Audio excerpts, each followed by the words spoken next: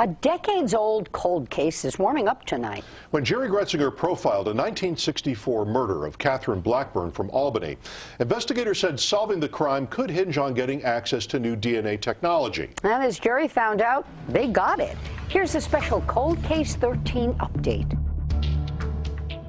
50-year-old Catherine Blackburn was stabbed to death inside her Albany home. She lived alone and wasn't found until days later by her niece, Sandy Carmichael, just 19 at the time. I may have blocked out some of it because I saw her and I just knew that she was not alive. Despite plenty of evidence, no arrest was ever made, but Catherine's family never gave up hope. And every time I see a case that has been resolved, I'm like, okay, we're coming. We're next. Now, after 56 years, they may indeed be next. After years in storage, the Blackburn evidence is back in play. Sergeant Melissa O'Donovan says recent advances in DNA collection technology could make the old cold case hotter than it's been in decades. Hopefully we can generate a suspect profile from our physical evidence, because right now we don't have one, and that would be something that would be a huge step forward for our case.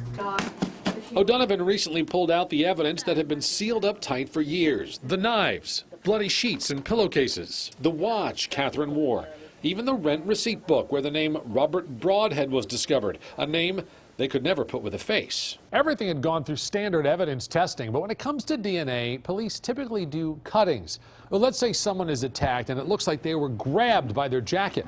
Well, those pieces of the jacket would be snipped and sent to the lab. The rest of it would go back on the shelf. They determine what's the highest probability of having that contact, having a DNA sample in that area. There's a system to it. With this new MVAC technology, they will test the entire sample. And MVAC can change everything. It's essentially a wet vacuum DNA collection system. The MVAC sprays a solution onto the evidence that loosens DNA material, which is then collected and filtered. No cuttings. It tests everything. In this case, bloody sheets, pillowcases, and Catherine's clothing could still be harboring the killer's DNA.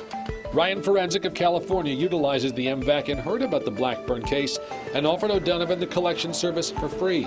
The Cold Case Analysis Center at St. Rose and the American Investigative Society of Cold Cases have pledged $4,000 to cover additional filtration costs. Once we brought this case to light and invited everybody's participation, it really has just took on a life of its own. After 56 years, they stand their best chance at solving this Albany cold case and delivering long-awaited closure for Catherine Blackburn's family.